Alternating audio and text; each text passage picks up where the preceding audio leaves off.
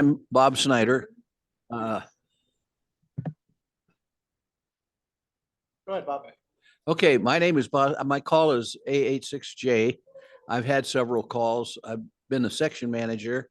I've been just about everything, and I'm going to talk today and fill in a little bit of the history. So I'm not going to talk about the history right now. Okay, I'm Tom, W86EBS, extra class. I got into radio, only got my license in like 2012, but I've been exposed to ham radio when I was a small kid by a gentleman by the name of Hugh Weishi, who was working at the National Park, Hawaii National Park back in those days.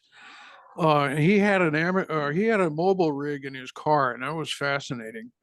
And then later on, back in the early 60s, I met John Bush, KH6DLK. And he tried like mad at that time to get me to go for a license. But it was sometime later that I actually did it. I'm Bernie, WB6PIO, extra licensed in 1965, inactive since 1970. Would like to get back onto HF and CW, which I have not succeeded in doing since moving to the islands 15 years ago. Hello, I'm May Lake, WH6GNJ. Just started being an amateur, first license, very lowest, and learning about antennas through my husband and having fun, real fun. Saw a contest on YouTube about the smallest, taking objects and making antennas out of it. And I got an idea. I'm going to try it. Derek, WH6GNK. Yeah, we're all just getting started here on this stuff and learning some CW and having fun, trying to figure it all out. And that's about it. Hi, everybody. I'm Del, W86DEL. I started in a ham radio when I was about 17 years old. And in the first year of my marriage, I was on a Christian net on the radio on 40 meters. And then we started out to travel, and I kind of I forgot about ham radio. And then we came here about 1991. And a few years after that, I saw an advertisement in the newspaper about a tech test. So I took it and passed it. And so I'm on ham radio now. Hi, my name is Luke, WH6GRW. I think this is the first in-person meeting I've been at. I've been on Zoom a couple of times. So nice to meet you all. And I've been ham about 2 years. Dal is our riddle man. Hi, I'm Sharon. My call sign is WH6ELV. And I mostly got into amateur radio because of the CERT program. I'm Dennis, WH6ELY, extra class, and also with the CERT program.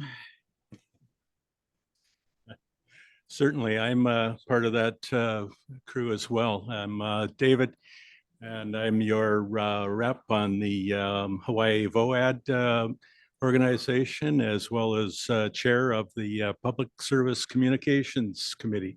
So been a ham about 7 or 8 years. I'm a late bloomer. KH6CZ is my call.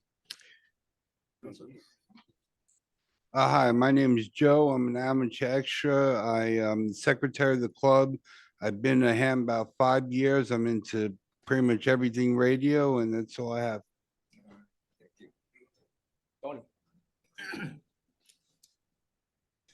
Good afternoon, everyone. I'm Tony Kitchen, Whiskey Hotel 6, Delta Victor, India.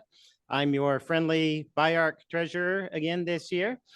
And I'm also active with the Orchidland CERT team and with the Amateur Radio Emergency Service. So I'll be talking a little bit later today about the upcoming SET, Simulated Emergency Test. I'm also with the Hawaii VOAD, that's Voluntary Organizations Active in Disaster. And we've been extremely active since the August 8th Lahaina fires. As in, I've been working 7 days a week, 12 hours a day, most of the time between then and now, which is why I might look a bit unshaven, hair uncombed, wrinkled shirt, no time for laundry and food sometimes. But I have really been blessed by being part of this response. There has never been a time that I've learned more in my life. And so I'll be talking a little bit more about how disaster response kind of does really impact your point of view and impacts how you think about emergency communications and what one can do for their communities. Who do you have online? We actually only have the two, so you can see them. It'll be Lee and Stan. Okay. Okay, Lee, go ahead. Introduce yourself.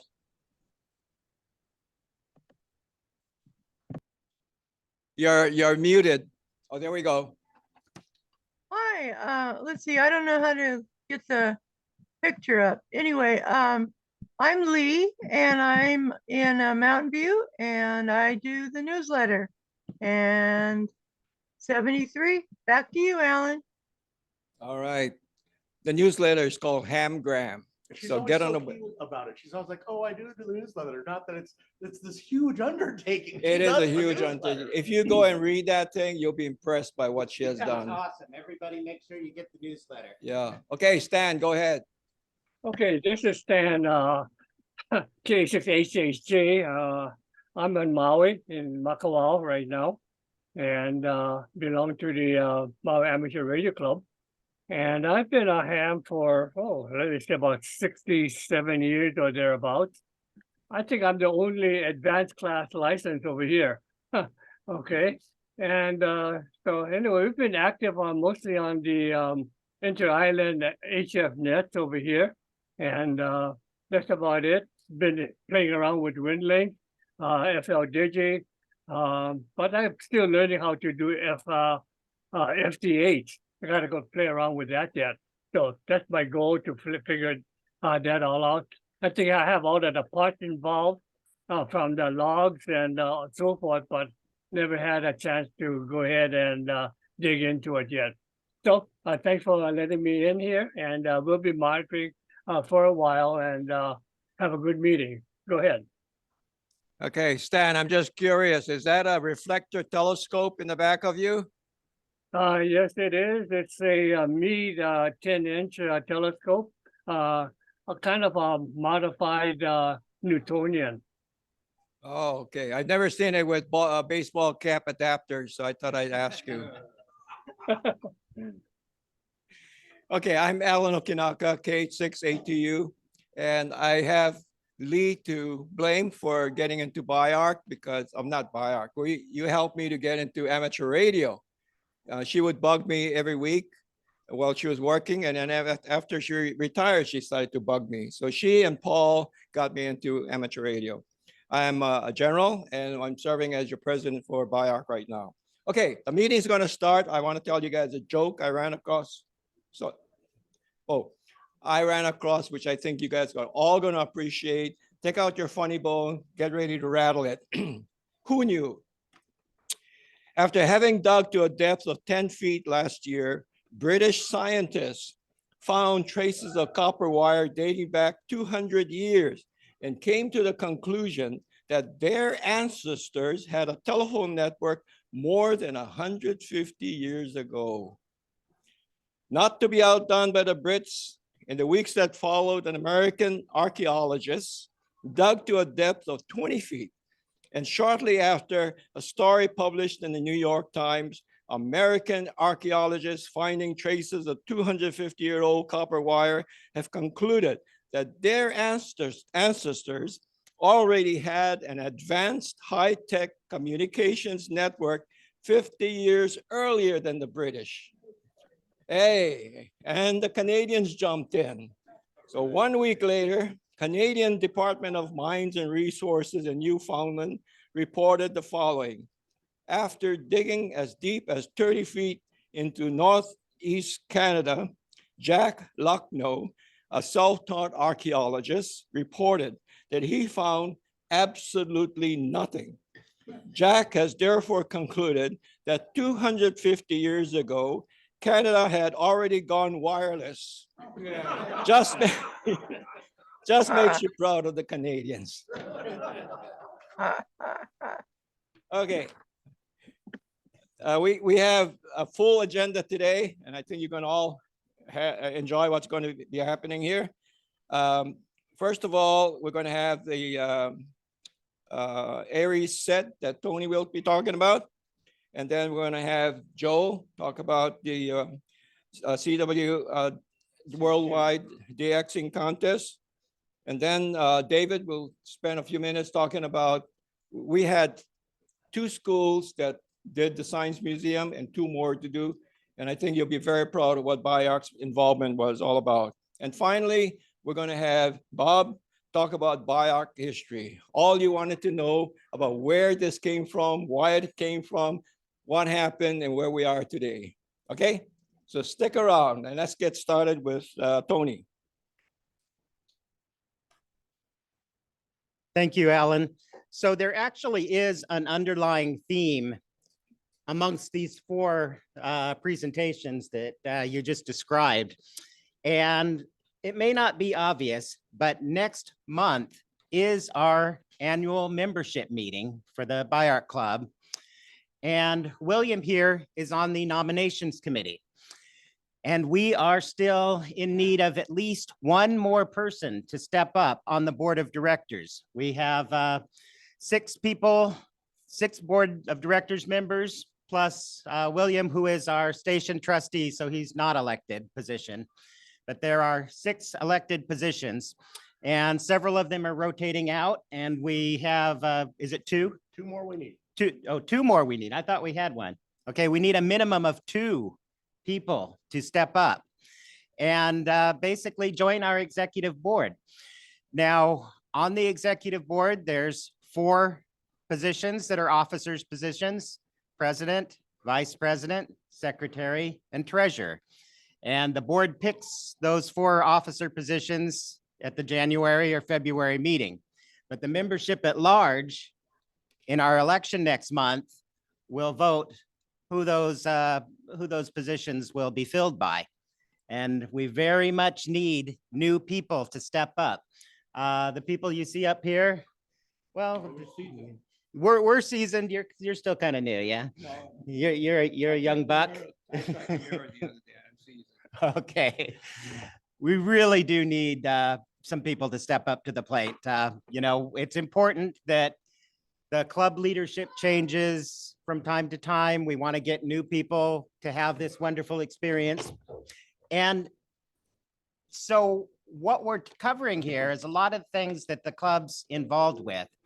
And my area has always been a focus on emergency communications. Now, every October, we have the simulated emergency test, which is an amateur radio relay league and amateur radio emergency service. It's a nationwide event, although not everyone does it on the same day. This year in Hawaii, we're doing it Saturday, October 14th from 9 a.m. till noon. And this is the Big Island portion. Now, there's a lot of autonomy in the amateur radio service. You got to remember, this is a hobby. We're not in the military here. There's no commander telling anybody what to do. But we like to try to learn how to work together. And the role of the amateur radio emergency service has kind of been a training role. And so very often we try to give, especially new operators, but anyone who wants to participate, the skills that they need to be worthwhile as they move on in service of their community, typically under the auspice of another organization.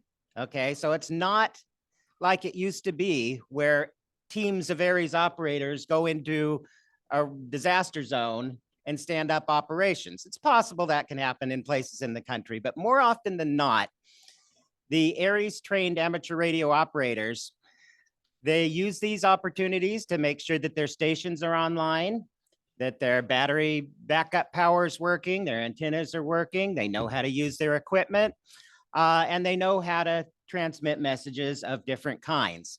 So we're preparing operators, hopefully, to join CERT teams and to join other groups that may need amateur radio operators. For example, right now, there are teams with the Team Rubicon group, for example. Team Rubicon is one of 166 organizations, some local, some statewide, some federal, national, non-governmental entities, but there's over 166 different organizations that are participating in the Maui wildfire response and recovery effort. The Hawaii State VOAD, we try to coordinate these 166 entities so that we all know who each other are and we all know what each other is doing. And that's why we hold regular coordination calls. Well, Team Rubicon is one of those many groups. They do muck out services, they cut trees, they have professional sawyers, they're veterans, and they aren't necessarily professional radio operators. They do have a few hams in their ranks. So the role of ARES, we try to provide raw material for other groups, such as Team Rubicon and many others, so that they've got some people that have communication skills. We're talking basic stuff. Know how to field program a handheld radio. Know how to set up a base station and program the frequencies. Know how to program in a repeater. Once you learn voice modes, maybe you graduate on to high frequency, single sideband, digital modes, which include WinLink and FL Digi. There's another mode called JS8 call. The fact of the matter is that the amateur radio emergency service covers a huge swath of the electromagnetic spectrum. And there are many, many different modes of communications and many different facets of the picture here that would be useful in different circumstances. So you're going to use a very different technology if your boots on the ground, say within an outskirt of Lahaina, talking to your other team with Team Rubicon a couple miles away, than if you're in a major disaster like the tsunami in Japan, you know, where maybe you need communications to another island several hundred miles away. ARES tries to be able to cover all the bases here, but you can only focus on one or two things at a time.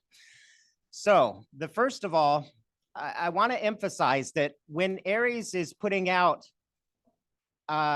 exercises such as this, we're not trying to tell everybody how to do things. We're not giving orders, right? The idea here is that if you already know how to do effective communications in whatever band or whatever mode with whomever, continue to do what you do. You're doing great. If you know how to get a message out in an emergency to the continental United States, so for example, we're calling them health and welfare messages. If you're able to use the radio to get a message out to a loved one on the mainland to let them know you're safe, and you do that over high frequency voice, single sideband, great. If you do it over FL Digi, great. If you know how to do it with a experimental mode like JS8 or JS8 call, great. Whatever works for you is fine. The reason why ARES gives kind of specific instructions on how to do things is for the new operators who might not have a clue how to do it. We want to give them a pathway that they can follow and just kind of get their basic experience. And then over time, they'll learn about other technologies and they'll learn that there's 100 different ways of getting the same kind of thing done. But we also need to remember that whenever you want to do radio, you need at least two operators and they need to both be speaking the same mode. So if someone's using WinLink and someone else is using JS8 call, it ain't going to work. And if you're talking to yourself, it ain't going to work either. So that's the idea here, is to get multiple operators on the same frequency, in the same mode, at the same time. And here on the Big Island, we have two things that we're doing. from 9 a.m. till noon on October 14th. The first thing is a National Weather Service, basically the hurricane report on WindLink. Now, whenever we do any WindLink operation, we also allow voice operations. So we realize that a lot of people do not know how to do radio email. And so those people that are not set up to do radio email can pass their messages through voice. And how we do that, and this is considered the standard operating procedure. Anytime that we talk about these exercises, we're always going to include a voice mode because everybody understands that voice is the least common denominator that everybody who's an amateur radio operator that's licensed can do. So typically, we try to set up hub stations. These are stations that have operators that are a little bit more experienced. They have emergency power in their shack, and they typically can operate on multiple modes. So that means they typically could receive a message on VHF or UHF, and they can typically retransmit that message on HF or other methods. So in this exercise, a lot of what we're going to be doing is receiving information over voice, such as the National Weather Service's hurricane report, which is a form on WindLink that's also published on the website. And it's basically a severe weather report. We're going to receive that information from what we call a spoke. That's just any person with a radio. We're wanting to capture their location wherever they're at the time. Ideally, that location would be GPS coordinates. GPS coordinates, if you got that, that's the gold standard because we can put you on a map. But if you've got a street address, you know, that'll work too. We can always convert street addresses into GPS coordinates. Also, there's the Maidenhead grid square. Everyone that's a ham radio operator should know their grid square. Just search Maidenhead and grid square online and you'll get there. I'm Bravo BK 29 Mike, Bravo Kilo 29 Mike would be my grid square in Ainaloa. So my assignment to all of you to start out here is make sure you know your grid square of your home and make sure you know your latitude and longitude in decimal format of your home. You can go to Google Earth, you can find that out. You can use your Garmin. There's a whole bunch of different technologies. Your smartphone has apps. There's a dozen different ways that you guys can find your GPS. Every ham operator needs to be able to know their GPS and their grid square. So back to the set, two forms. The National Weather Service, it's a demonstration project. The problem is the National Weather Service, Honolulu Field Office, they got all kinds of other technologies. They got radar, they got Doppler. What else do they got? You know, Oh yeah, they've got the IR satellites. They've got, I mean, the list would be astronomical. Okay, so their contention is they don't need ham radio operators anymore. And in fact, there's a, what's that? Yeah, that's true. So we're kind of taking issue with that at the state level. And we're trying to put together a demonstration project where we say, hey, we got boots on the ground, people on all the islands that are trained Skywarn spotters. So the National Weather Service Skywarn spotter training, most of us have probably attended that, but they have it every year. We got our Skywarn spotter numbers. And so basically, we're going to transmit reports. A lot of them will come from the hubs. They'll go through either voice on high frequency to Oahu. The station we're transmitting to is Joe Tabra. And all of this information is on the hawaiiaries.net website. So he'll be taking messages on high frequency voice 40 meter. He's also monitoring VHF. He's doing peer-to-peer WindLink on both HF and VHF, and also through the RMS gateways. Now, if I just lost a portion of the group, I'm sure I did, all of those were WinLink terms. And if you go to winlink.org, you will learn that it's a worldwide radio email system that's extremely powerful. It's been around a long time. It's an example of one digital mode that operates in VHF, UHF, HF. There are many other digital modes to learn about. So that's one form that we're asking people to submit as part of this exercise. You can do it by voice, transmit to a hub. I'll be a hub operating out of Ainaloa, but I will be on VHF. I will be operating on 147.480 megahertz simplex. I will also be, so I'll be monitoring and announcing on that frequency, but I'll also be monitoring the Kulani cone repeater, 146.760. So I can respond to anybody that transmits there. As well as KH6RDO, he will be monitoring the Pepe Akeo repeater. This is Paul Ducasse, by the way, that just walked in the door.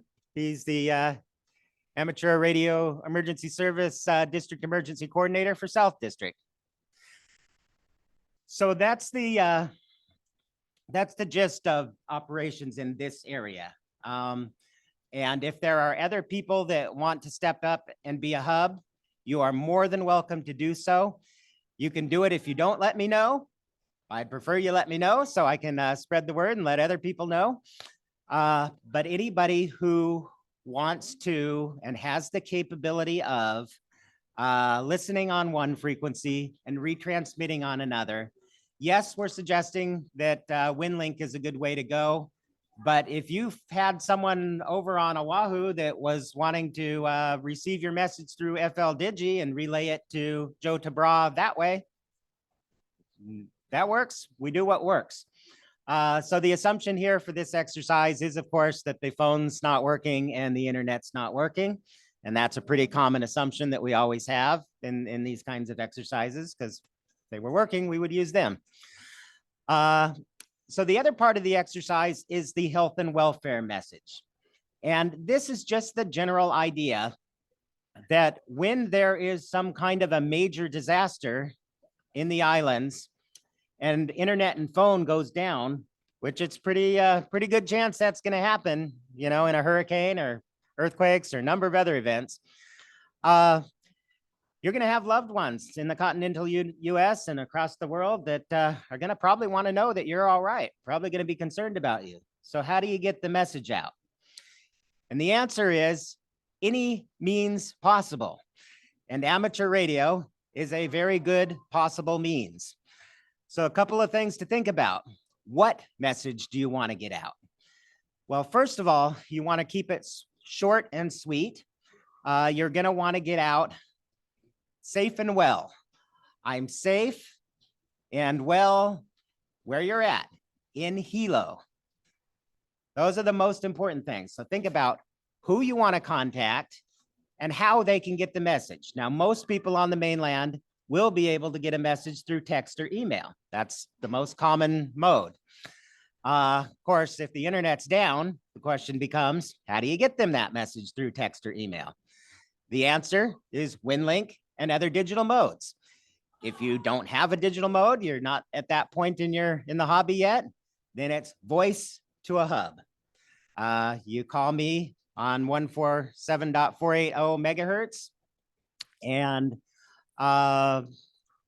like I said before, I'm Whiskey Hotel 6, Delta Victor India. I'll probably be operating under a tactical call sign, such as, I might be Pahoa Hub, but tactical call signs we kind of assign at the spur of the moment based on what the situation is.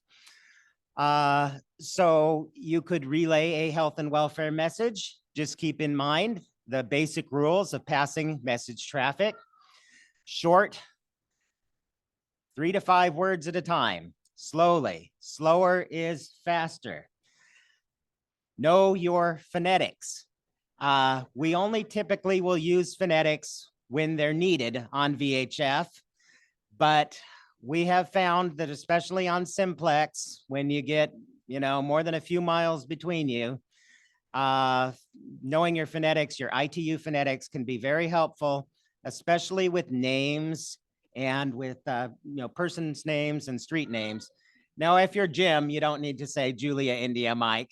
You can. I won't have a problem with that. But if you're Mark, but if K Aloha, or there's some names and some street addresses that can get pretty hard.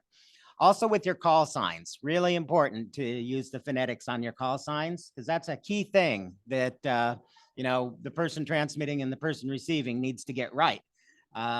If I don't get your call sign quite right because you haven't said it phonetically, and I call you back and I'm calling the wrong call sign, well, that doesn't work out too well.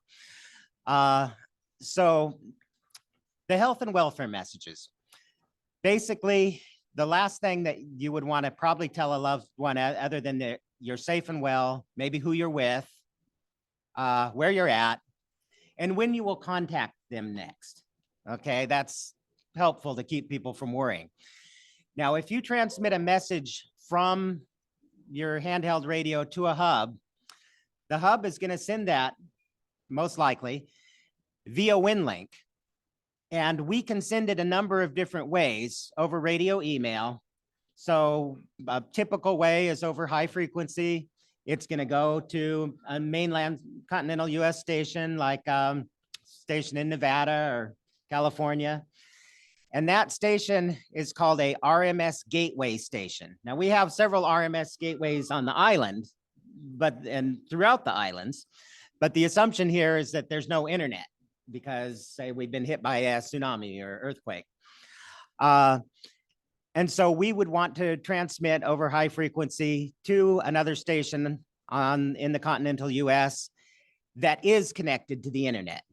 And that station, they call it a gateway because it takes the radio email message and it will put it onto the public internet, either by sending it through a mail server. It's called an SMTP server, simple mail transfer protocol, or via text messaging.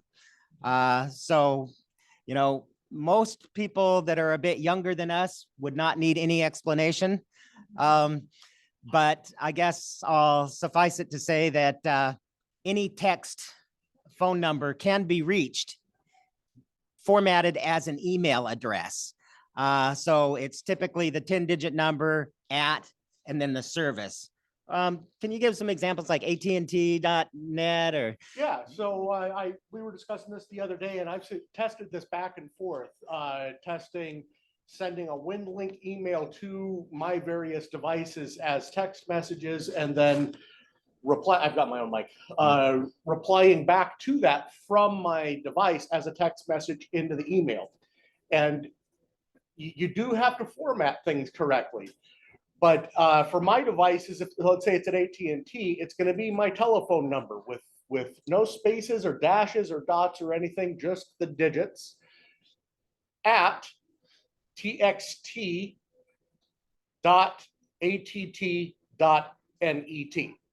So you have to know what domain you're going to be using for that, because just because you're with AT&T doesn't mean you can send it to AT&T.com. So it's going to be, in that case, AT&T.net. Now, each one of your services is going to be different. Now, I will also speak to the possibility that you're using, say, what we call an MVNO, a mobile virtual network operator, which I actually do use. So instead of getting your services directly from AT&T or T-Mobile or Verizon, you're going through a company like Cricket or Consumer Cellular or US Wireless, and they're reselling you services from those networks. In those cases, you have to know which network you're on and use the correct email string for that network. So for a device that is, say, on Consumer Cellular, it's on AT&T's network. It's the telephone number at txt.att.net. It has nothing to do with the reseller. So that's the bit of knowledge that you have to work out in advance. And that also means that whoever you're intending to communicate to on the far end, say it's your family on the mainland, you have to know who their service provider is. But you can absolutely send and receive text to email and email to text through the WinLink system if you do the legwork to know those details. Go ahead, Jim. So, I mean, if I wanted to say, send a message to my sister, I need to know what provider she uses for her cell phone if I'm gonna send her a text. So I have to know whether she's Verizon or AT&T, T-Mobile. So I format that, her phone number at, say, vtext.com, like for Verizon. Yep. So you should know that ahead of time, to whoever this emergency contact you're gonna send to. So you have to know what provider they have. I'll take it. That's why email can sometimes be a bit better, but text, you're more likely to get it right away. Not everybody checks their email very often. Okay, go ahead, Les. What if you don't ordinarily get email with your cell phone? When you do that, does it show up on your whatever device you normally receive your emails on, or does it show up on the cell phone as a text message? You can send to an email address or you can send to a text, No, but if you're using like cell phone number at text.att.net and you don't get emails on your cell phone, where will it go? Okay, well, if you're using a phone number, it isn't an email, it's a text message. Yeah, so it'll only show up as a text. Okay. And then the other side of that is be constrained with the length of your message because the SMS length of 150 characters does apply. I did want to note that it's always helpful to find out in advance what carrier your loved one is on. And then if you have the option of a smartphone, you can always add an extra email address to their listing there. So it's already there. So you don't have to go look for the bit of paper or notepad that you're looking for that has all of this info on it. You could always add it as an alternate email address just below their primary account. It's there. It's just an email. It's super helpful, just in case.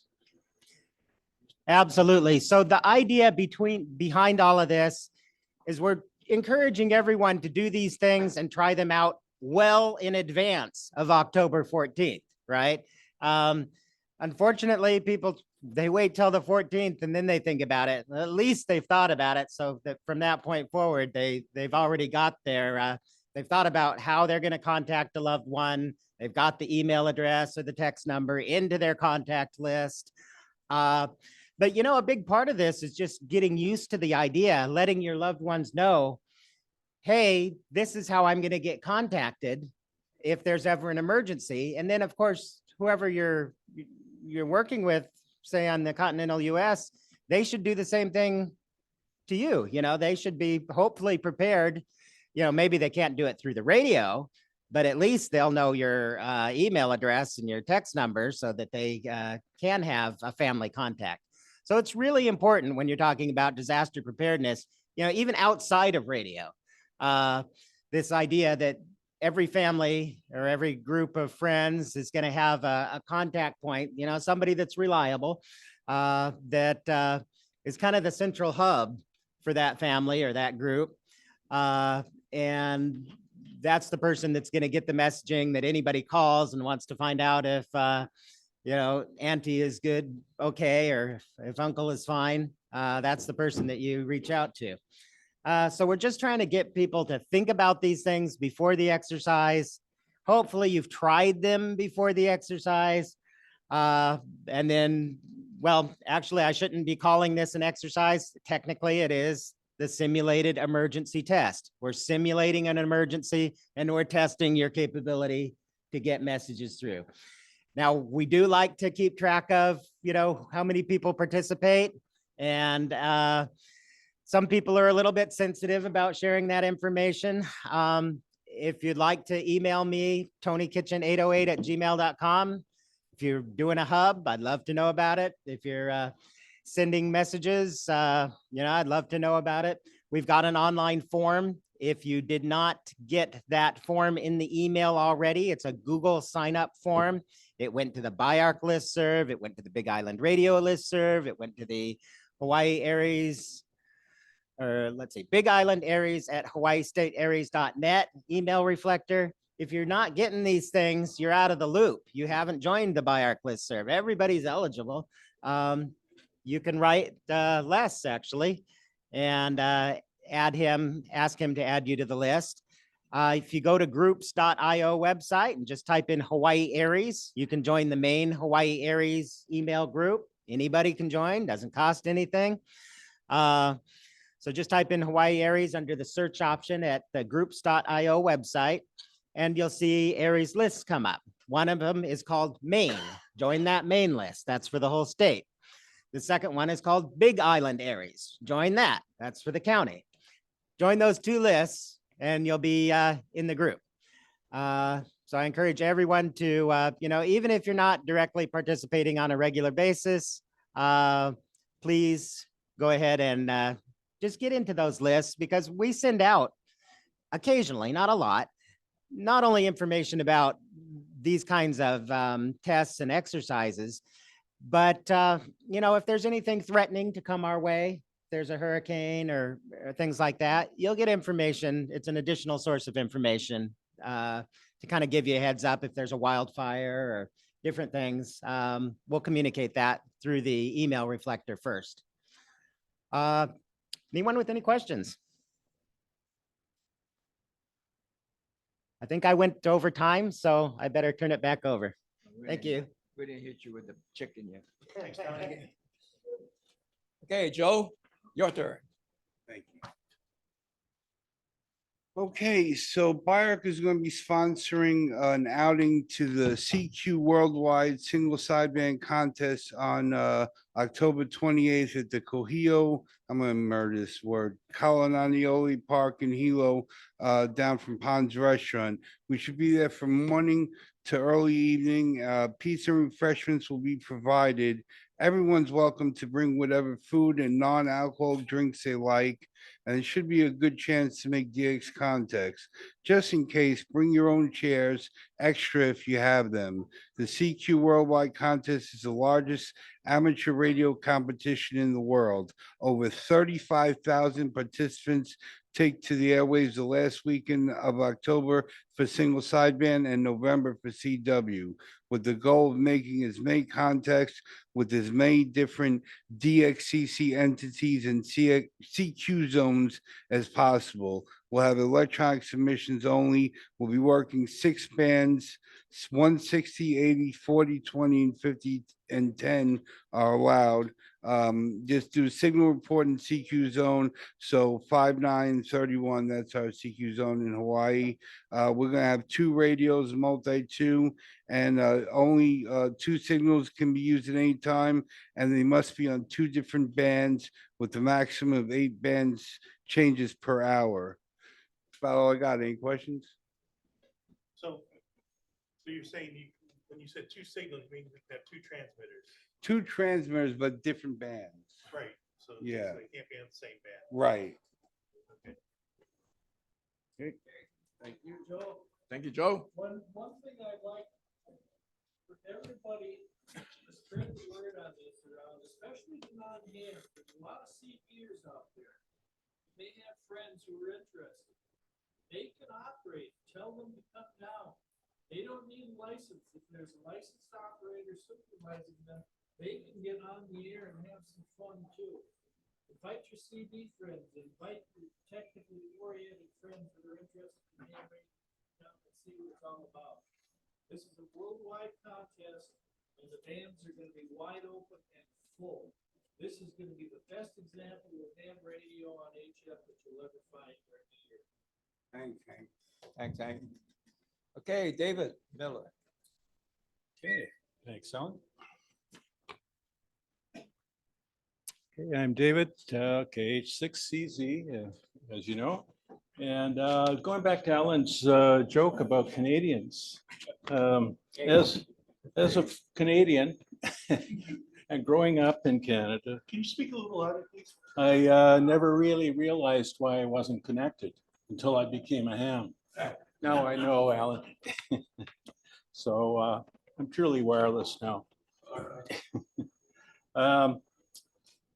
I'm the chair of the Public Service Communications Committee for BIARC. And Alan was approached early this year to work with the Hawaii Science and Technology Museum to reach out to schools around Hawaii and around East Hawaii anyway. And as the Public Service Communications Committee, we were assigned that task. And Joe and Jim Tatar are prime movers in that group, along with Mark Watanabe. So the four of us, I think it was Lee that named us the crew that are going out to the schools. So we've dealt with two schools to this point this year. The first was the the Hilo Union High School. And that was a great experience, a learning experience for us in Hilo here. Can everybody hear me okay? One correction. It was the Hilo Union Elementary. What did I say? Yeah. Okay, elementary school. Yep. Very good. Thanks, Joe. And after that, we dealt with the E.B. De Silva Elementary School in September. So we've got two schools that we've dealt with, and approximately 100 plus students in both schools.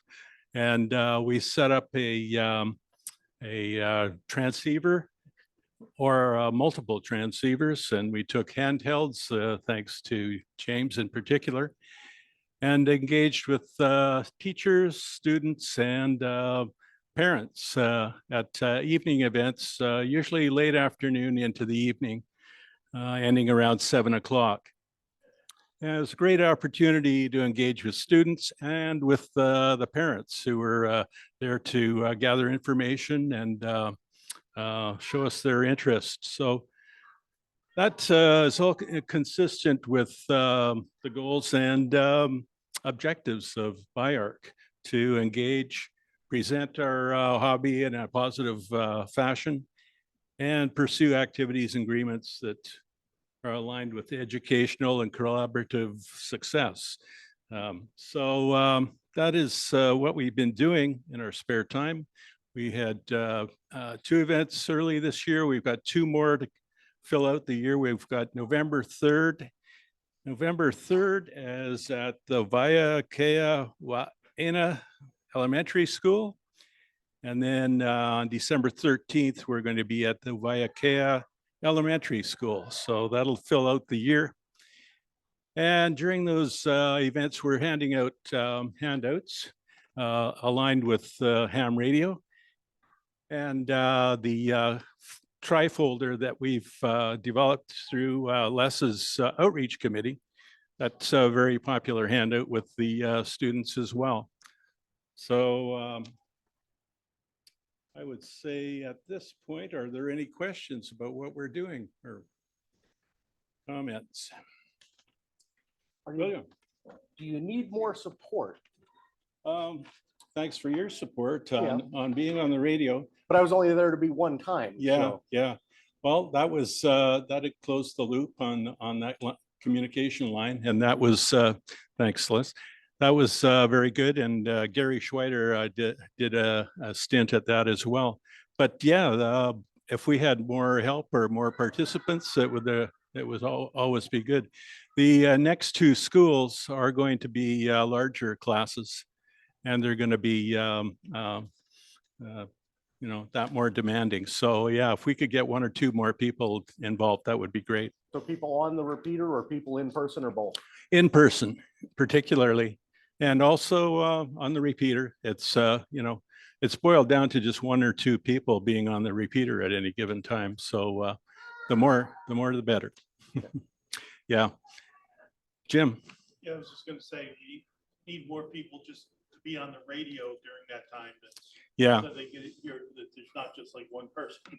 Yeah, we try and book the repeater during that time frame and advise our members that to be available. And a number of people have actually stepped forward, but it usually comes down to 1 or 2 people where they got the best connection. But that's a popular venue. And also we had a new radio that we were using last time, the club's new radio, the FT 991A. We were going through a learning process on that radio as well. So, but we have enough equipment, I think, to cover all the bases.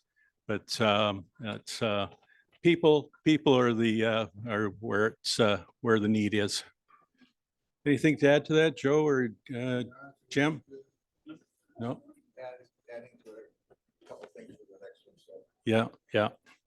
Okay, well, overall, very positive experience for the club and for the students generally, I think.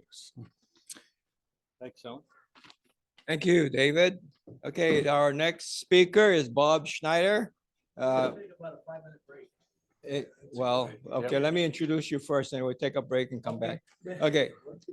We were chatting a couple of weeks ago and we just talking about different things and he started to talk about the history of this club. And just before that, I talked to Bob Shimamoto and another Bob, I can't remember his last name. And listening to these three guys, it got really interesting to know or understand how BIARC was formed, where it came from, who was involved. Like we didn't know that Bill Hansen was part of this club before, and he was the president of the club too, right? And he spoke last week, and he's with civil defense now. So anyway, when we come back after a 10-minute break, Bob will give you all you need to know about the history of BIARC. Okay, 10 minutes. We'll come back at 3:05. And during the socialization, if you want to talk to anybody online, you can use this microphone and I'll leave it up right here. Yeah. Besides me, a handout that's going around. We've got Lee and Stan. Everybody gets a chance to take a look at it.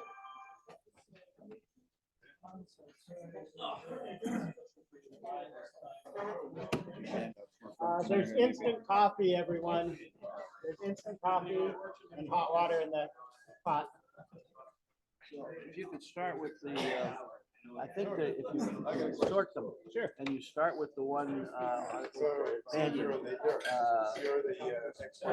set it for about 15 seconds. You can do that. I can try. Hold on a second. Let me see what it's doing at the moment. So right now it's actually already started. Oh, okay. But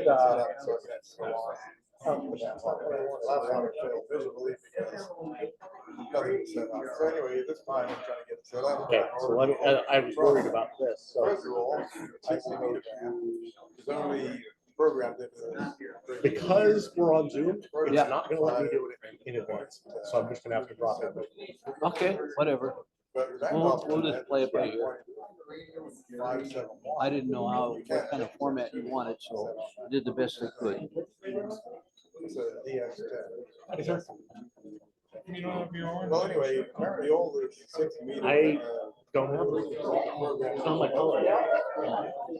I'm not accentuating first. Anyway, before they show up, none of them match up to that demo. There's no way you can do anything. One, two, one, anything at all. Trying to improvise. People tend to stand directly in front of that camera. So, top of the line. I've never seen you a timetable for when we might get a. I'm in Lahaina a week, and then when I get back, the first one.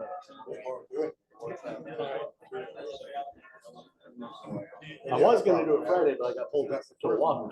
Second problem is, you know, about a year ago, maybe now, I guess, I go to Politics. A lot of people trying to cover their tails. It's the most common. It doesn't Not have too close to my phone. Yeah. You know, I mean, it's got everything else. It's got 660. But I mean, as far as the first responders So communicating, here I am trying to work out what the things that didn't work have been identified. In place of the motion. as far as the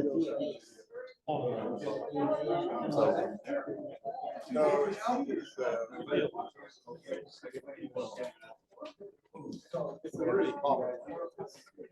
It's an AA.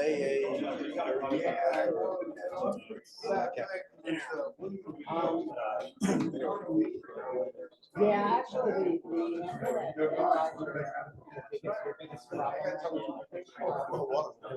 of the problems. This is the meter band. It's important. 40 and 80 copy.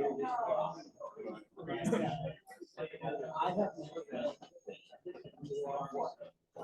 So it's not a issue or a hardware. Well, and then I went on to the then Facebook. But, you know, they were all in, right? Yeah, that thing programmed in, and then we're only gonna do the one with program.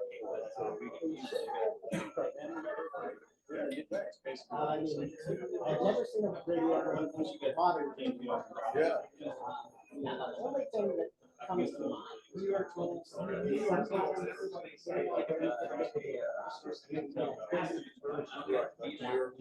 This is set up. And so then you might have some people do Yeah. I really can't help you.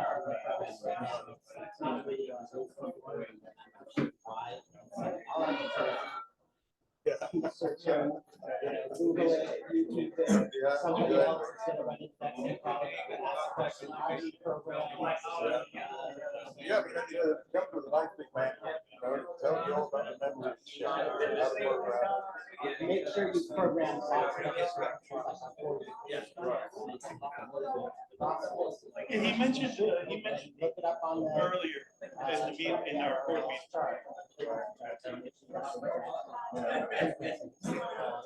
Check your step, if there's a step setting. So, you know,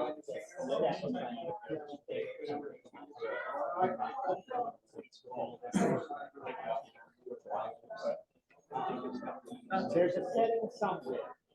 Yeah, I mean, it'll tune on the ones that are programmed in, you know, those particular frequencies in our program, it'll tune on that. But if you want to, if you turn it off, you know, that extra, whatever. So I have to say there's a will there's a way. And let you use someone else who has. Yeah, you're right. Yeah, the one nice thing about radio is one guy that took like 20 or 30, you know, different operations of that radio on there, you know, just the whole thing. I have to go through that. Are you I don't know. Yeah, that would be very good. Because what the computer presents and suggests is you get on the story here on this thing that's a lot. People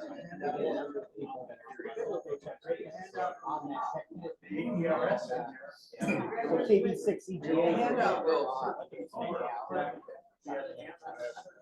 He's an HF guy. Probably find him on 7.0. Yeah, that's where it's most likely to be.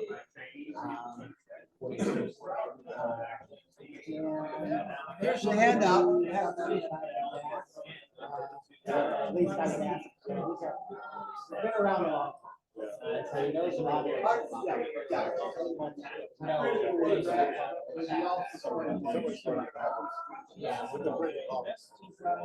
absolutely.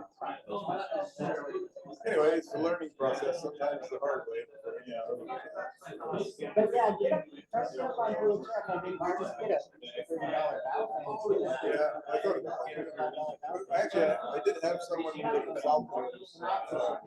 Tell them that one, Rick, left me a couple of days. But you're too far away from the beach. It didn't work at all for us. So where will we? We've got so many different. You could probably, and really it's better than. And they use you can easily spend $200 or $300 for new one. And yeah, you'll get VHF and UHF. A lot of them use. But you can get them for $25 or $50. And they're so so there's a number of different possibilities that actually came through here at our table. Oh, yeah. Yeah, so sometimes you missed our big auction. Like a silent auction. Yeah, so what it is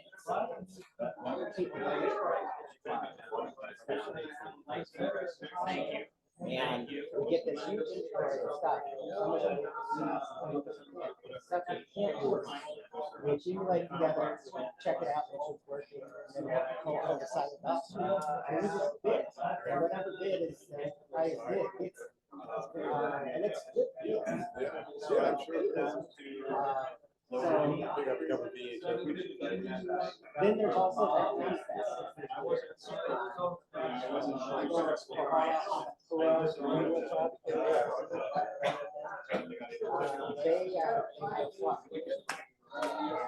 Oftentimes it's just a bunch of people go to the park and put in the car. I think last time it was at Gotta go. All right. Well, thank you. Yep.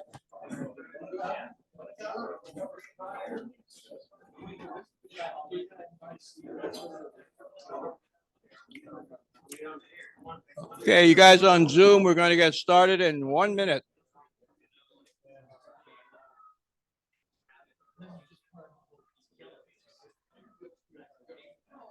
Okay, let's gather. Ready to go. And Mr. Schneider, don't stuff your face right now. You got to talk.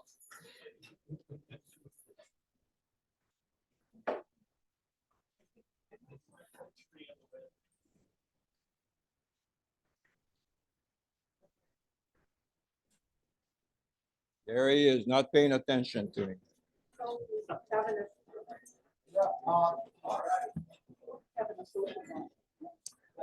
And here's Bob.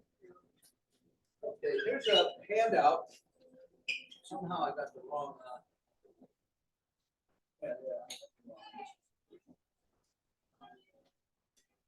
Pass that around. This is a list that I know of old hams and thank you. This is a list right now of the people that we're going to be talking about. If you see anybody that's we missed, write it down on the sheet here and I'll add it to my computer. So if you haven't seen this, pass that around. And we'll get started here. I want to put this over here. Where would you like me to stand? Right, anywhere in this triangle is fine. Okay, all right. We're going to talk about ham radio history in Hawaii, but it'll be a little bit limited since I only came to Hawaii in 1964. Over the years, a lot has changed. I mean, really a lot. So I left out a whole bunch of stuff and I skipped part of the history. But like I said, I came May 64, straight out of the Air Force. And you gotta hold the microphone up to you behind the papers. sorry, there we go. Can you hear me? Okay. Are you going to rotate through the pictures? You want me to start them now? I can. Sure, go ahead. Okay. This is kind of my prompt to, yeah, we want to. Okay, you can't find the, oh, Well, I can probably skip forward through them. Tell me the one you want to start with. all right, keep going, keep going, keep going, keep going. You may even see yourself in here.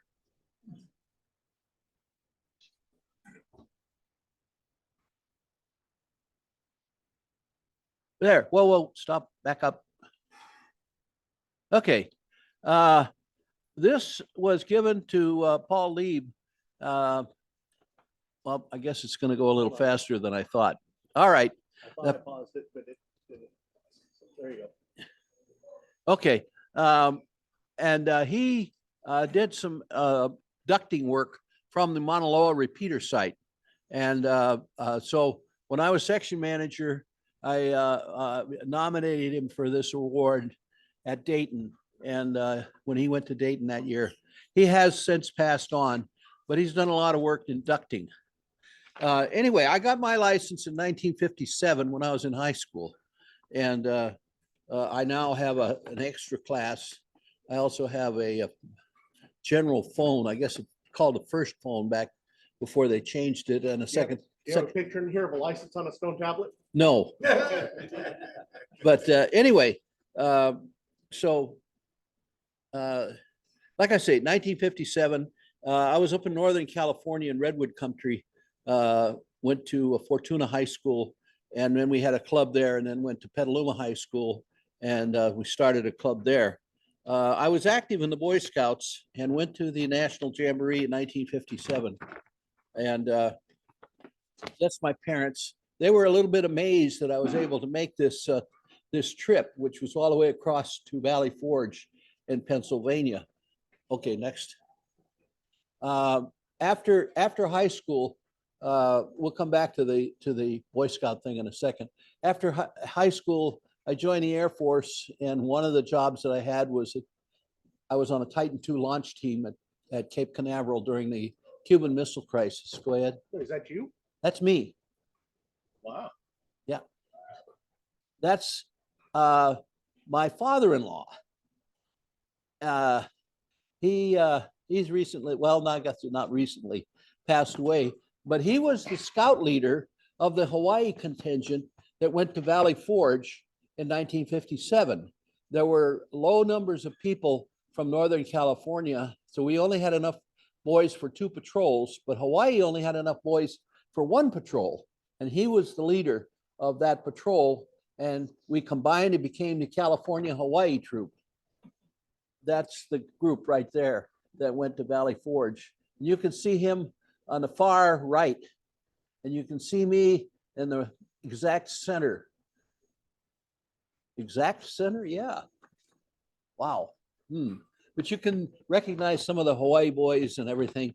So anyway, that's kind of the start. I had my license at that point, and I got to operate K3 BSA at the Jamboree. And my parents actually went over to Redding in California, Central California, met the train because the Boy Scouts had rented a train in Southern California and came up the spine of California all the way up to Seattle and then across the northern route. Well, they followed the train up to Seattle because that's where my sister was living at the time. Go ahead. And so after high school, I graduated and I went into the Air Force. And then I got out of the Air Force, and my parents had sold everything they had, and they moved to Hawaii. And they were living down in Waikiki. So this is 1964 when I first got to Hawaii. That's my sister in the middle, my mom on the right, my dad on the left. Okay, next. And shortly after I arrived in Hawaii, this was down in Lemon Road in Waikiki, there was a soft knocking at the door, and I opened up the door, and there was a covey of girls standing there. And I'm thinking, one of them was my wife, and this daughter of now Sugai, the scoutmaster from Hawaii. Well, my parents had come over to Hawaii and left me behind. I'm sorry, my parents had left me behind when they came over in 1959.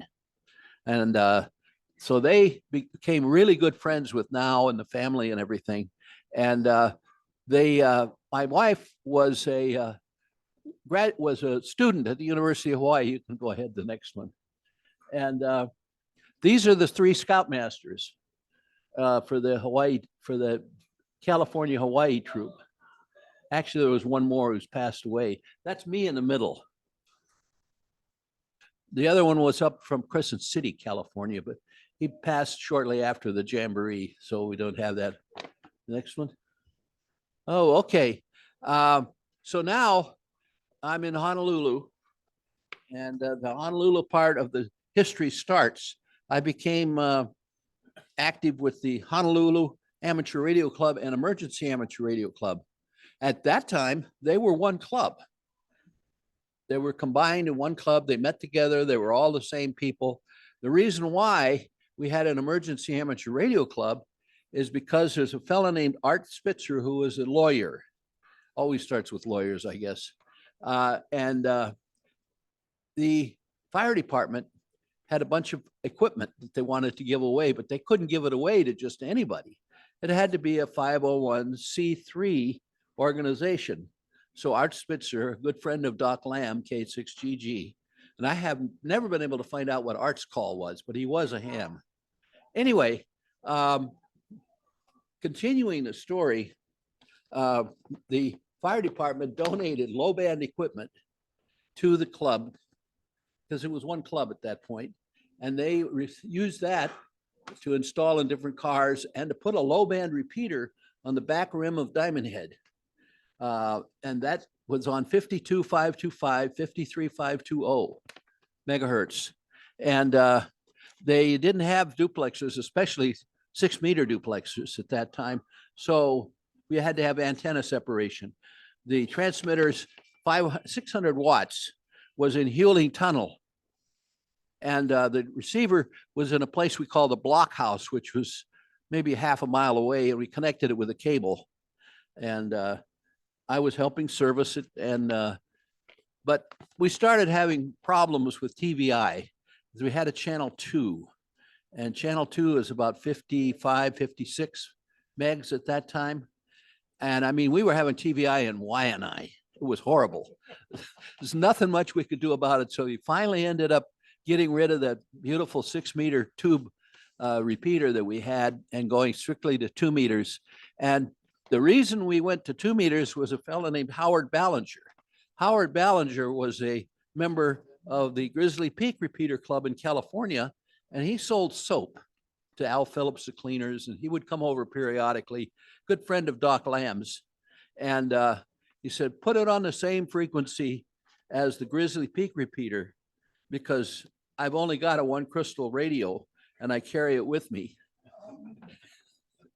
At that time, we didn't have multifunction radios. It was all crystal controlled. And so it was all tube too. So it was kind of a large thing. So that's what we did. Well, there was only 3 people on the 2-meter repeater.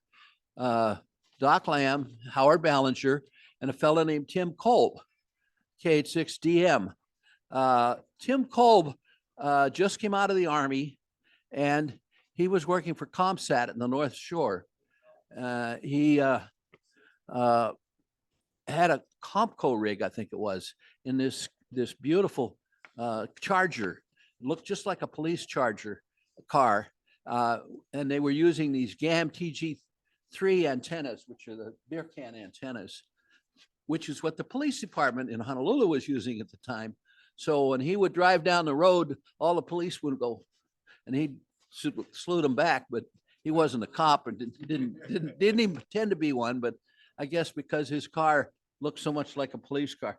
Anyway, the interesting thing about that is that Tim later became my brother-in-law when he married my wife's sister.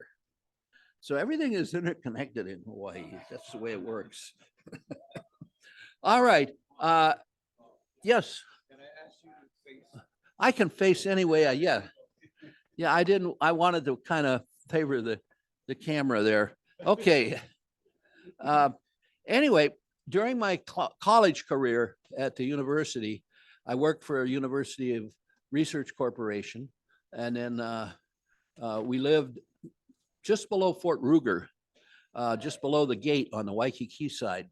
Fort Ruger, Building 22 was a headquarters for these 2 combined amateur radio clubs. They had a lot of Mars equipment in there. One of them was a 1 kilowatt Collins station, and they used it basically to run phone patches to Vietnam. And I ran quite a few phone patches, and I ran a couple contests, which absolutely pissed Katashi Nosi off because I would interfere with him. But we were still friends. But that kilowatt station was wonderful. But it was so sad running phone patches to these troops in Vietnam, because a lot of them were low-income people from the South. And Mary Ann would come on and say, you know, Billy Joe came over the other day and now I'm pregnant with him. And so some of them were a little bit bad, but we went ahead and did that. While I was in Honolulu, I worked for University Research Corporation. I worked for Honolulu Electronics for a short period of time. KH6BM, Black Magic. Tom Taruya was the owner of that. I also worked for FAA as an air traffic controller for a short period of time. And then I ended up with Federal Electric. and out at Wheeler Air Force Base. And then a fellow named Gary Cosendine. His call is on that sheet. He was in the Navy. He was on, I think it was a Gold Crew in the nukes, and he would periodically sail out of Guam on these tours, and ended up getting the job for me. And I worked for AmFac, GE, but then they sent me over to the Big Island. And this is where the story really begins, because once I got to the Big Island, this was one of the first people I met. This is Bill Seymour and his wife, Lou. He was considered a professor, even though he didn't have a doctorate degree at the university, because he was taking care of the University of Arizona Dome on the second highest peak on Mauna Kea. There's 3 peaks. The one that is the highest is not being used. The second highest peak is where the University of Arizona Dome, and the third highest peak is where all the equipment is now and in the valley and everything. But he was servicing that original University of Arizona Dome, took my wife and I up there, and that's when we met.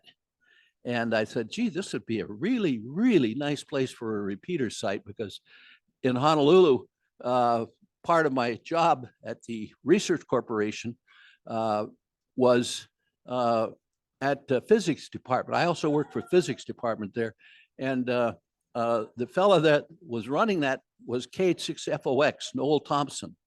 He built up a repeater, tube type, and it had consisted of the 450 receivers equipment, the Mars repeater, and the 2-meter repeater. We put this all together, and Doc Lamb was probably heading that project, KH6GG. He was a physician in Honolulu. And we took that over to Maui. We had it all laid out, getting ready to put it on the barge to send it over to Maui. And this was a cooperative effort with the Maui Amateur Radio Club. The one that was honchoing it on Maui was a fellow named Charlie Aki.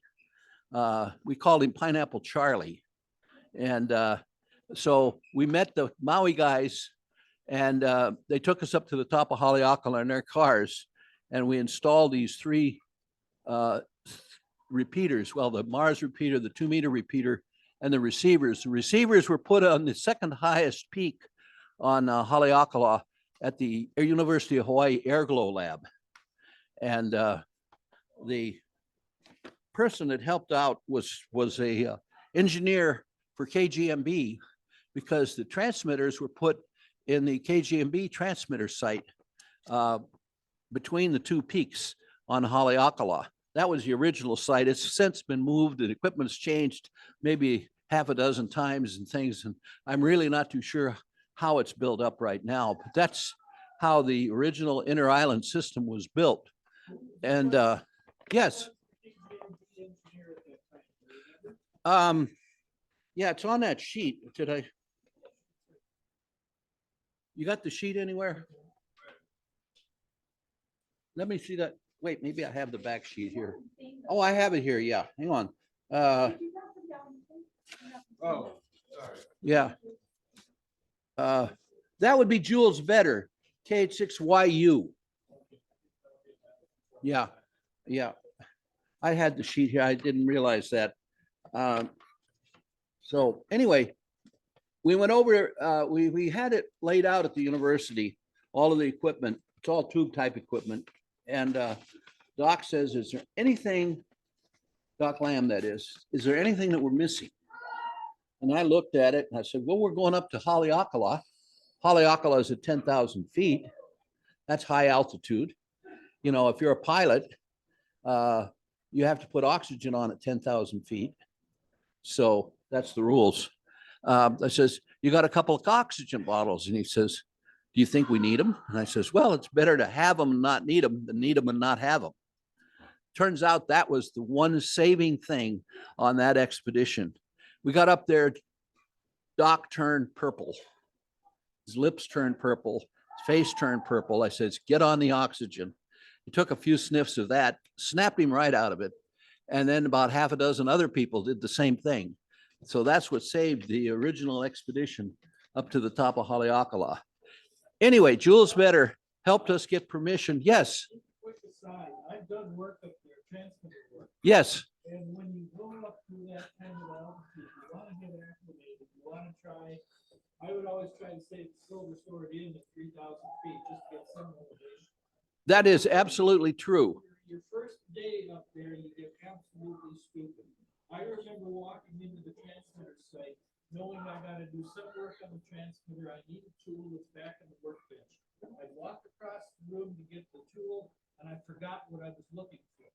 In that amount of time, that's how stupid you get up there. Well- The crew that used to man the transmitter up there stayed up there and slept up there for a couple, 3, 4 days, get acclimated and be able to operate the transmitter.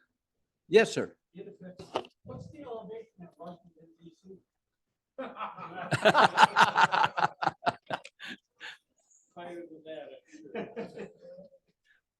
Anyway, that's, yeah. Well, there's a couple of ways you can do it. You can use oxygen or you can pressure breathe. I found that out when I was in the Air Force, that basically what you do is you build the pressure up in your lungs and you let it out slowly, kind of like, and that shoves a little bit more oxygen into your system. It's not foolproof, huh? I wish I had known that. Yeah. I could have used it. Yeah. Well, I learned that trick, like I said, but we oxygen is much better. So anyway, continuing on, this Jules Vetter had gotten us permission to use the Mauna Loa site, relay site up on this island. And so when I came over, the Hilo Amateur Radio Club, which was the primary radio club on this island at that time, had dissolved. It had some infighting. And this is fairly common. Unfortunately, I found it that there's always problems like this. So Hancho Wong, Al Pacheco, and about a half a dozen other people, we got together and we put this repeater up on Mauna Loa at the 8,000 foot level. And we called ourselves the Hilo branch of the Emergency Amateur Radio Club, because remember, the Emergency Amateur Radio Club had a 501c3 designation. BIARC still hasn't got that. They only have a 501c6 designation. So anyway, we figured that was a little bit of an advantage. Well, there was a fellow named Pat Corrigan, who was the section manager at the time, came over to visit the club and says, why don't you form your own club? And he was a friend with Army Curtis, AH6P, who was a supervisor at Helco, which is where we were having the meetings at the time. And they were both part of, what the heck is that organization?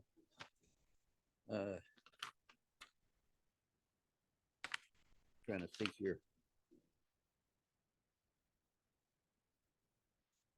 Can't think of that name right now. It'll pop in my head here in a minute. You want to continue on here with the pictures? Sure, but what was Bill's call sign? Oh, he was AH6. I'm not AH6J. KH6EJ. EJ, yeah. Bill's call sign today. And that's the club's call sign today. Yeah. That's Louis's wife. And yeah, this was about the third installation party that went up to Haleakala. This is the transmitter site. The guy in the middle, big guy in the middle, was my competition. He was the Motorola engineer that came over to serve it. The guy next to him in the white T-shirt, I'm in the yellow shirt. That's Curtis Nakayama, who was my boss at Helco. And I'm not too sure who the rest of these guys are. I don't have it handy right now. Go ahead, the next one. Okay, this is Army Curtis, me, and Curtis Nakayama. This is Helco. Next. Okay, this is, I think, about the second or third generation repeater. And this was the Mauna Loa repeater that was tied in when we had the bi-warn system. Next. There's Katashi, the Big Island Amateur Radio Club QSL card. Next. Okay, this is Pepe Kale. This was the second repeater that, I mean, the second repeater we installed. And what we did was we went up to the top of this mountain, the whole club, and we dedicated all of the repeater system and had a party up there. Next, this was done from the Pepe Kale sugar mill. This is the antenna setup.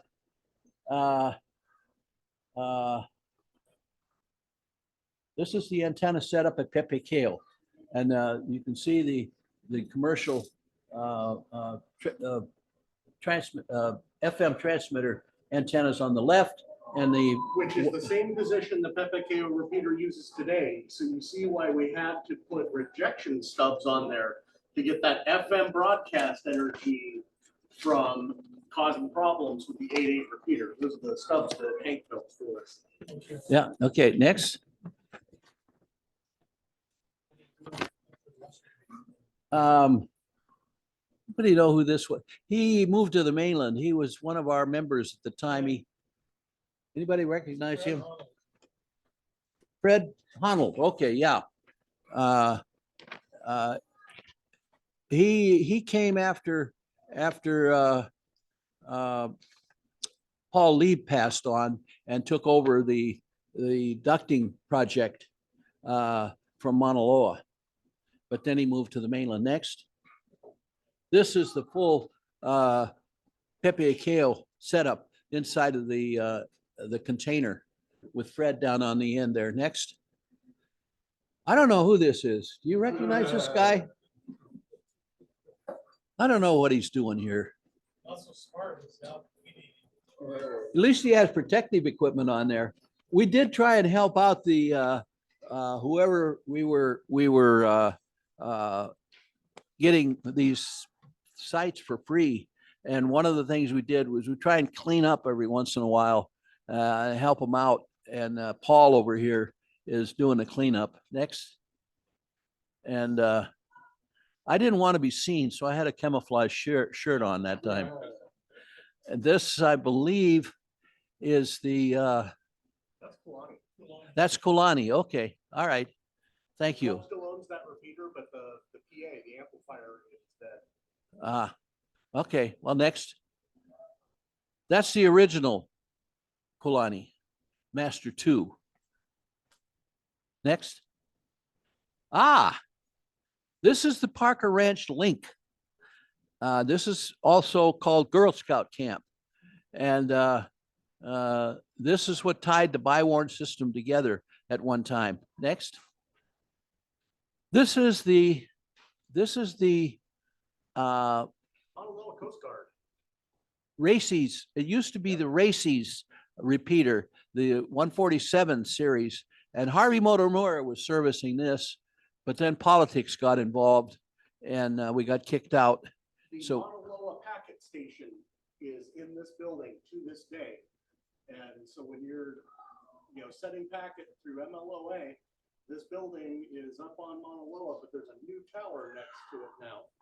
But the antenna on the mast to the left is that repeater, or is that packet station? I thought they had one up at the weather station too, up at, no more. Okay. Things have changed because, I've been around a few years and I don't go up to these sites anymore. Next. Okay. This isn't really very, very colorful, but it's the only picture I have of the link repeater on the hospital in Waimea. They all used to be tied in together. Next. This is the linked repeater that used to be at Ka'u Police Station. It was solar powered. Next. There's a picture of it. Go back one. Okay. There's Paul and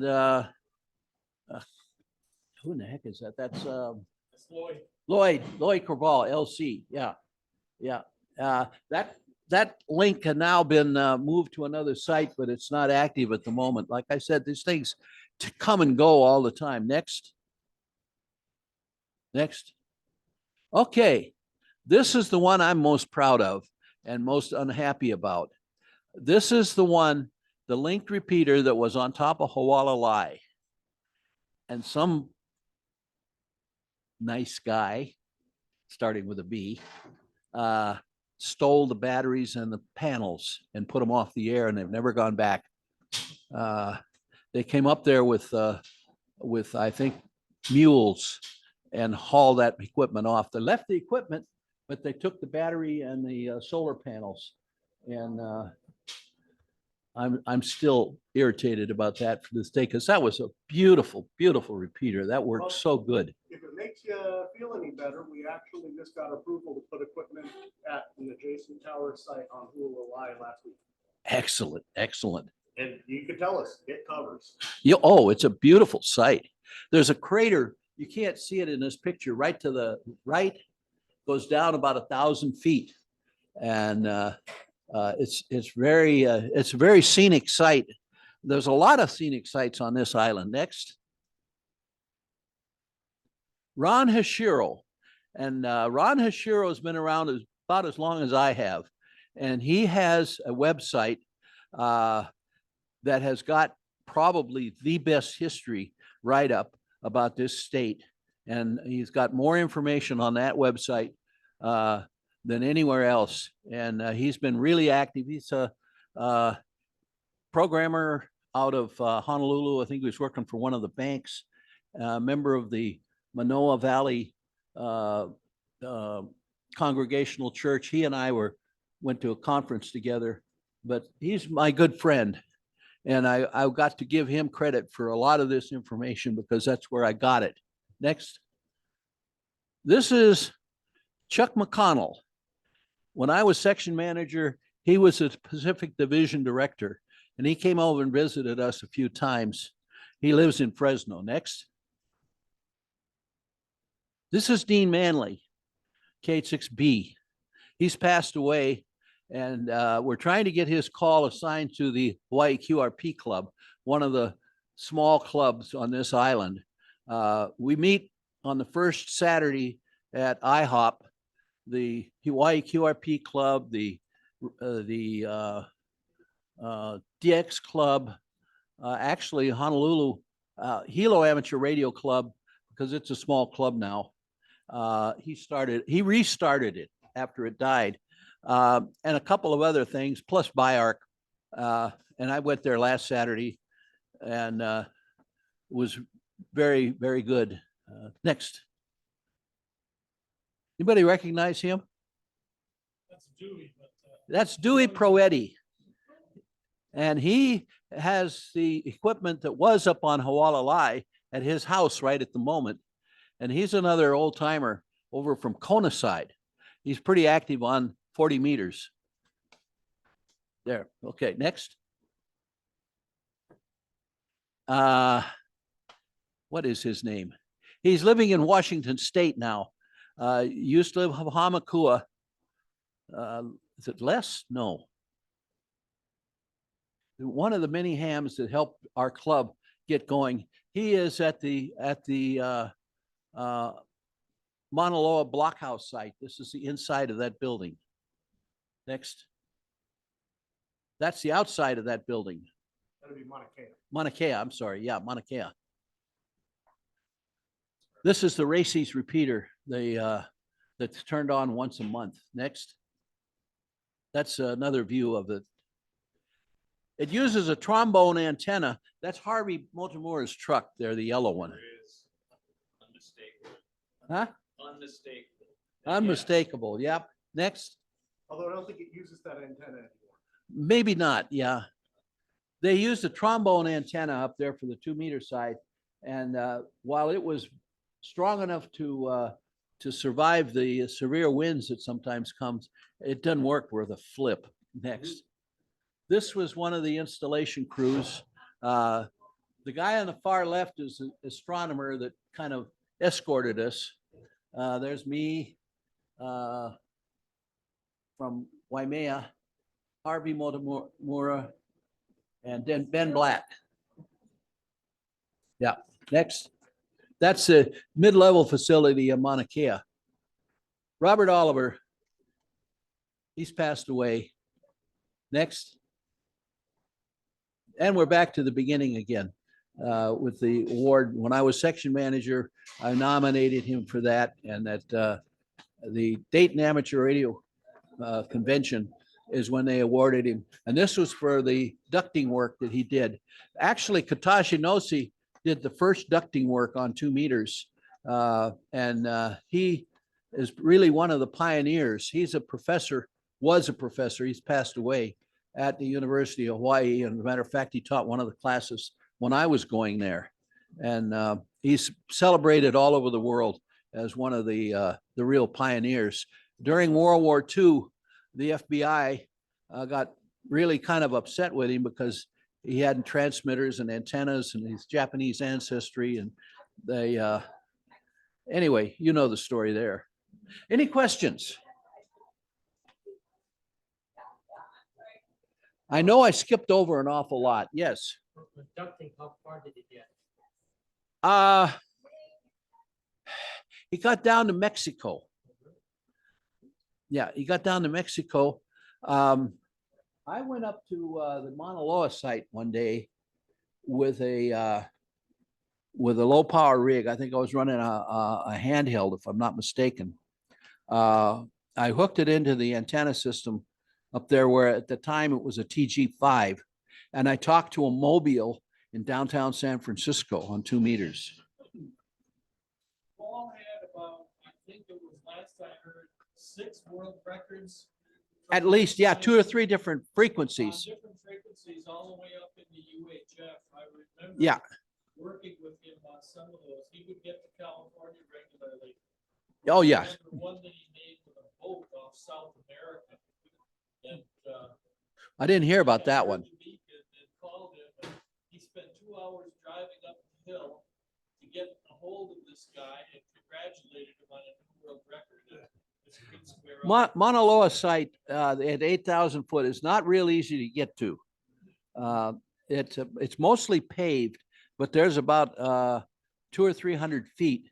And then right across from that is where the federal site is, where the 147 series of repeaters was located. And if you continue on that road, you will end up at the back gate of Kulani. And there's a substation at that back gate. And once in a while, the people will come out from Kulani. And we were working in the Mauna Loa site one day, and this guy walked in with his guns on and everything and said, "What are you guys doing here?" And I guess he thought we were going to go into Kulani by the back way or something. I don't know, but a little bit paranoid. During the 1984 Mauna Loa eruption, flow was coming down towards Hilo, and it cut the power wires to that site. Yes. I was working for KHON at the time, and I brought over a generator that would fit on Hawaiian Airlines, and we could get up there to the hill just to get that site back on the air so Hilo had television. Yeah, the generator was located at the T intersection. Yeah. And they connected it into the power lines. It also powered up the 11,000 foot observatory, weather observatory site. But I had to go up there while the thing was erupting, and it was maybe a mile off to the side. You could feel the ground quake, and you're seeing the eruption. As you can see, there are many, many stories about the history of this island, everything from eruptions to ducting to the some of the emergencies that we've had. And I hope that this fills in a little bit of the holes. As I know I didn't cover everything, but I tried to at least kind of sketch what it was like. And more questions? I'm done. Any questions online? Okay, thank you very much.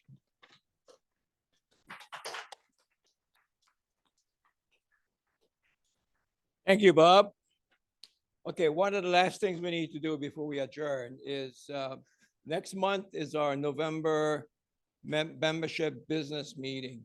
And so far, the format we're going to be following is that each of the committee chairs will be presenting what they're doing, what they had done, what they're doing, and what they plan to do, and then go into Q&A, questions and answers.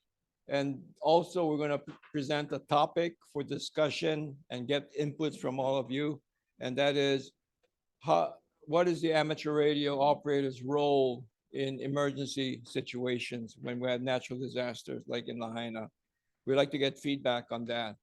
But in addition to those two things, that'll be a pretty full agenda. But are there any topics that you'd like to insert right now for us to have something prepared for that November meeting? Yes, Paul. Also, isn't the November meeting where you do nominations? Yeah, we're going to have the nominations. The slate of all board of directors will be presented to the membership for approval. Okay, thank you very much. If there's nothing more for the good of radio, the meeting is adjourned. Thank you for coming. Oh, I need your help in putting the stuff away.